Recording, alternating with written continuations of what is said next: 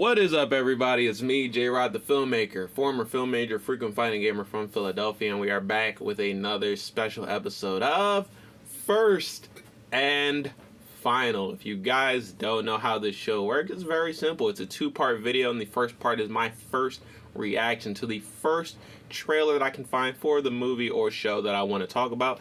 Then we'll fast forward through time until I've actually seen the final show or movie, and I'll give you guys my final thoughts on the entire thing. So we get a reaction in the beginning, a review at the end, we bring them all together, and that's how you get First and Final. And today we have a very special episode because we're about to react to a trailer for Ant Man and the Wasp: Quantumania. I'm recording this in 2022, but this year, 2022, I've done all the Marvel movies that dropped as first and finals. So you can see my first and final reaction to Doctor Strange in the Multiverse of Madness, Thor, Love and Thunder, and Wakanda Forever, which I actually have not seen yet. One more month, but by the time you're seeing this, I will have already seen and reviewed Wakanda Forever.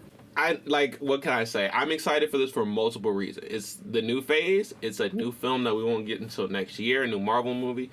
But also, it's supposed to be the introduction of the newest big bad that is going to carry the next phase, maybe the next couple phases of the MCU. If you guys haven't seen Loki, I advise you check it out, because at the very end, Jonathan Majors made his Marvel Cinematic Universe debut as the One Who Remains, He Who Remains, which is a variant of Kang the Conqueror. So we know that we are going to get more Jonathan Majors, because we're going to get several multiversal versions of Kang the Conqueror, who is the big bad moving forward. And I'm just excited that Jonathan Majors as an actor, it's chef's kiss. It's so good. Like, he can play a villain, he can play a hero, he can play a side character, he can play literally anyone who ever has existed. Like, I swear, if you ask Jonathan Majors to play the character, he will play the character, he will do it justice. And I'm so excited to see what he does with a Marvel villain that it's like, yes. There have been so many great actors to be Marvel villains in the past, like James Spader, Ultron. You've got Thanos, who probably stands right now at the top MCU villain. But you also had, like, when Loki was a villain, Hiddleston when Loki was a villain. But we've had some great actors portray villains in the MCU, that adding Jonathan Majors to that, like, already great plethora of talent, I'm just very excited. I feel like now, after this, they're gonna have to go really hard with the hero casting, with the villains casting, because how do you top getting Jonathan Majors to be your big bad? But without further ado, I gotta check out this trailer, because I'm like on the edge of my seat. I'm getting a little antsy. This trailer came out yesterday, so I've gone a whole like 24 hours without actually looking at it. But that ends now, because I'm about to watch it, and we have it. So without further ado, y'all, let's get into the first reaction of Ant Man and the Wasp: Quantumania, aka we was Kangs. Let's get into it.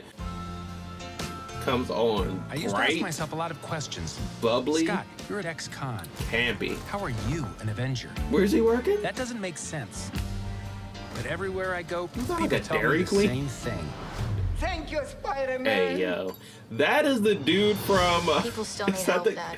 That's why the we show on made this. Netflix. I think you should leave. I swear that's Like a satellite for deep space, but quanta. Wait a minute. You're sending a signal down to the quantum realm. Yeah, we have both the Ant-Mans Turn it and off. both the Wasps. Now! Why? What's in there? You should have told us what was in there. I mean, Kang is probably in there, but what else is in there? Can you imagine, like, Kang is just in there, controlling an entire universe? The entire quantum realm is just him in there chilling, having a ball. Where are we? Oh, his daughter is there too. So are there 5 of them total, or is the other Wasp not there? I saw her with the short hair. Yeah, there she is, right? secret universe beneath ours. What are you so afraid of? Okay, yeah, she is there. There's a lot of them. There's something I never told you. This place. It isn't what you think. This still the quantum realm?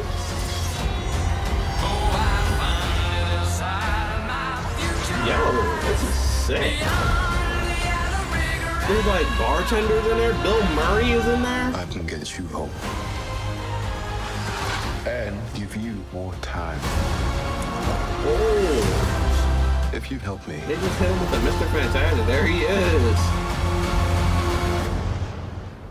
So, what's it gonna be? Ant Man. I have feelings. I have feelings for sure. Because I'm gonna keep it being okay. It comes out February, so this actually drops before Creed 3. Because February is really early. That's really soon. That is like 4 more months from right now. I'm excited. Don't get me twisted. I am really excited. But sheesh, I thought we were waiting a lot longer for this. But I do have feelings. One of my main feelings is Kang is the big bad moving forward. This is just the very beginning of his part in the MCU, of his whatever his evil plan is. I don't know if Ant-Man is gonna make it out of this one. I'm not gonna lie. Not that, Kang is gonna body him. Well, Kang might body him.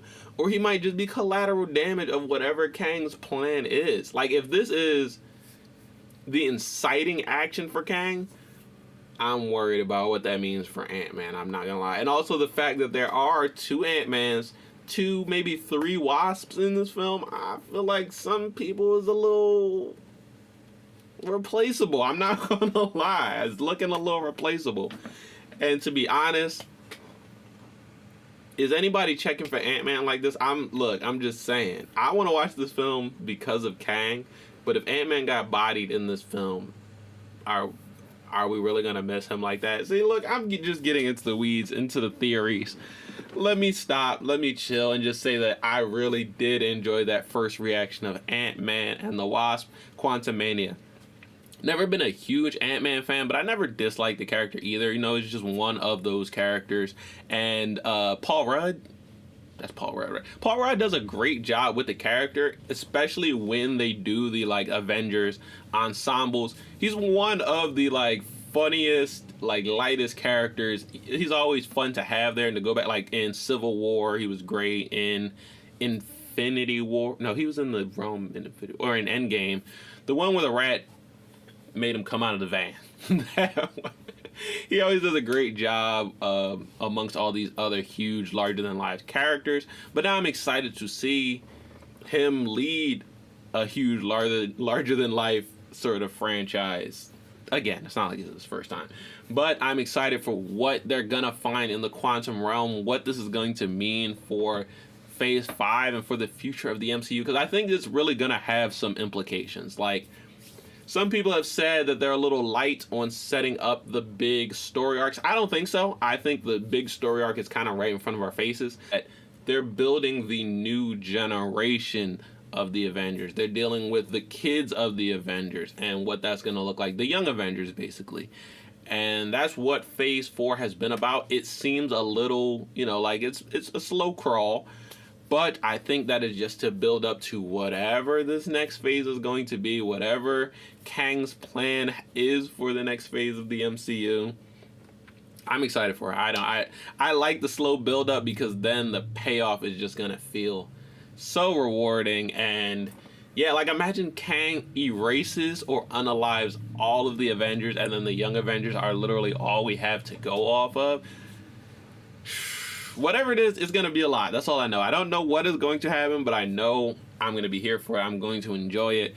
But, guys, I'm going to give myself the 4 or 5 months before this film comes out to prepare. Actually, you know what? I don't have the time to wait. I'm going to go right into the quantum realm, dilate time, and then when I come out normal size, the movie will already be out, and I can go check it out. So next time you see me, I will have seen Ant Man and the Wasp, Quantumania, and I'll give you guys my final thoughts on the film. My spoiler-free thoughts first, and then after the spoiler warning, I'll get into the spoiler thoughts. But yeah, I'm going to pass it over. I'll see you guys then in the future.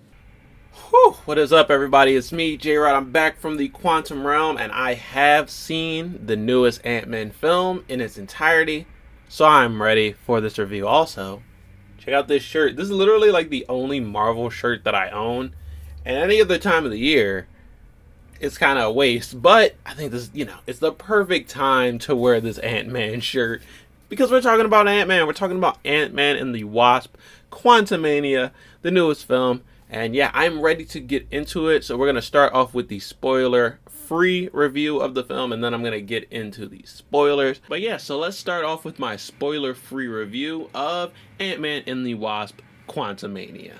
I just gotta say, the too long didn't read. The shortest version of this review is that I really enjoyed this film. I really enjoyed Ant Man and the Wasp Quantumania. It was a fun film, and I think it was a great way to start off Phase 5.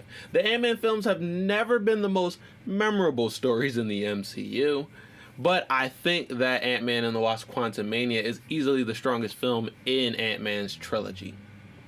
I could tell in the trailer that this film would have a more serious tone than the other two films, but I was actually pleasantly surprised to find out that the light and funny tone that Ant-Man films are known for is not gone. It's actually still there.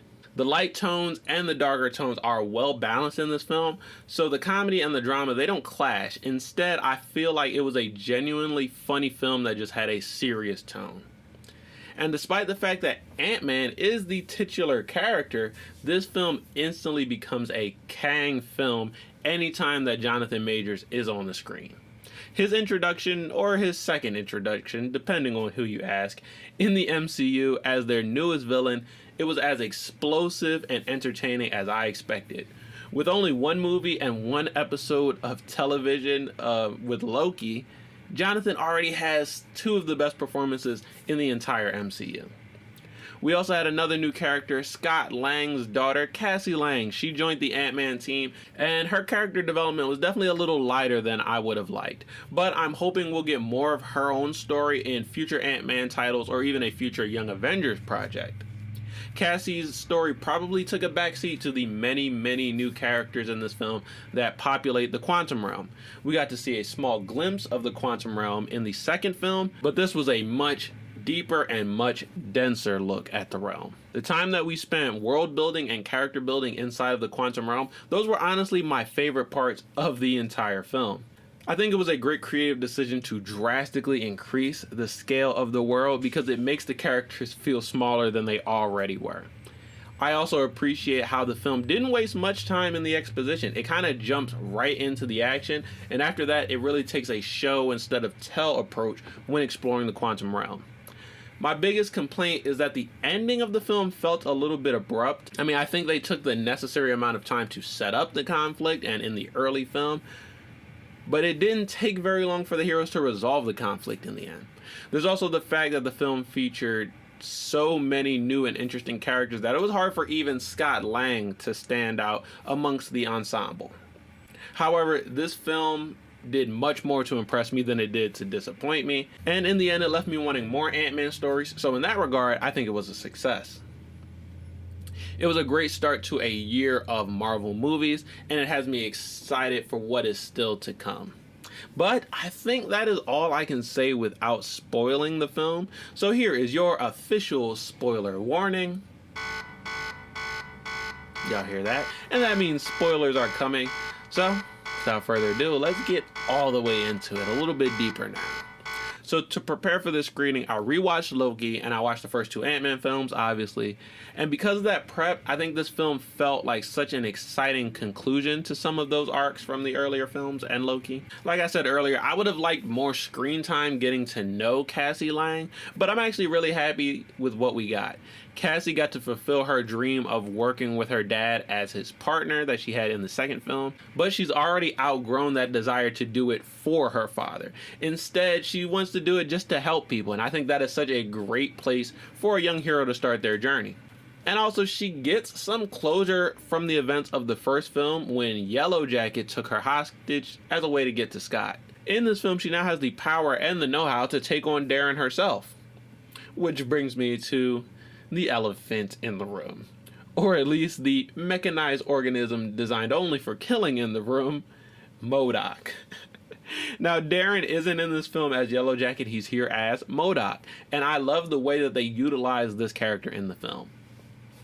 Not only does MODOK's arc tie up some of those hanging threads from the first film, but he provides some needed comic relief in the more serious parts of the film. And I thought he was actually a really funny character, which is not what I expected from him in the beginning, but it worked so well. I love the way that they adapted MODOK's origin, but they kept his design pretty much the same and what we would expect from MODOK. There was just something, I want to say, pleasing about seeing that massive head and face and the tiny little limbs, but rendered in a realistic CGI. It was pleasing to my inner child because I've seen that character done so many different ways and so many different times that I never really got a hyper-realistic version until now. The CG overall in this film was great throughout. The first Ant Man film came out almost 10 years ago, and while the VFX were great for their time, probably groundbreaking for their time, they have definitely aged. That was the main thing I noticed in my rewatch of the first two movies. But the VFX in the second film were much, much better than the first film, and now the VFX in the third film, I think the render quality is great, the visual fidelity is great, and it was really up to the level needed to produce an entire computer generated setting as the setting for this film. And thanks to the VFX, that setting always looked amazing. The quantum realm felt so dense, it felt so vast, and that's because there was a lot of variation to the environment. You know, one corner of the realm felt like a wasteland in Dune, while another corner of the realm felt like a cantina in Star Wars, or a refugee camp was part of the realm. And then there was Kang's massive fortress that honestly would have made Dr. Doom envious. Altogether, it made such a huge realm, and that adds so much to the MCU overall. Similar to what I said about Wakanda in the last Black Panther 2, Wakanda Forever, they didn't have to physically expand the space that the quantum realm occupies because they could go so much deeper into it, and that would automatically expand the space that the quantum realm occupies. The plot was very straightforward. You know, the heroes enter a world in chaos and they do everything in their power to save it. But even with that, they even managed to throw a little heist in there. Get it? A little heist? But as I said in the earlier part of the review, I wish there was a bit more to the ending of the film, specifically Kang's part of the film. He was such a powerhouse in this film, such a sight to behold, that I wish the fight there was just expanded a little bit longer, a little bit more. Now, I'm not surprised that Ant Man won in the end. It is his film at the end of the day. But I was honestly rooting for Kang more than I've rooted for any MCU villain. And we know that we're going to get more variants of Kang in the future, as confirmed by the post-credit scene, but I don't think that this is the last time we're going to see this version of Kang. I mean, if Darren or Thanos or Red Skull are any indication, Marvel villains are actually pretty hard to get rid of in the end. But I think that those are all of my thoughts on Ant Man and the Wasp: Quantumania. Like I said in the beginning, I really enjoyed this film. I thought it was a great way to finish off Ant Man's first trilogy, but a great way to start off this next phase of the MCU, and even start off this multiversal war that was alluded to in the end of Loki. So there you have it. You have my first thoughts on Ant Man and the Wasp: Quantumania. You have my final thoughts on Ant Man and the Wasp: Quantumania. You have the spoiler-free and the spoiler-filled thoughts. So that is everything. I really enjoyed the first look that I got in the trailer, but I think I enjoyed the final film even more than I expected to. So with all that being said, do me a favor and hit me with the 3-hit combo. I need you to smash that like button like Ryu. I need you to spear the subscribe button like Scorpion and kick the notification bell like Kazuya. That is going to be it for this one. If you have seen the film, tell me what your thoughts about the film are. If you haven't seen the film, I know you didn't just sit here and let me spoil the entire thing for you. What is going on? But either way, tell me if you feel me. Tell me how you feel. And I'll see you guys next time in another new video. Peace out. I don't know if you know Steve Lacy. He's kind of new, but he has like a huge album from last year. He's doing big on TikTok. I know his face. Song called Bad Habit. Yeah, I think this one. Yeah. Oh, and actually before, as a Steve Lacy reference, Steve Lacy, say hi to my mom for me. Can you say hi to my mom? Can you be quiet?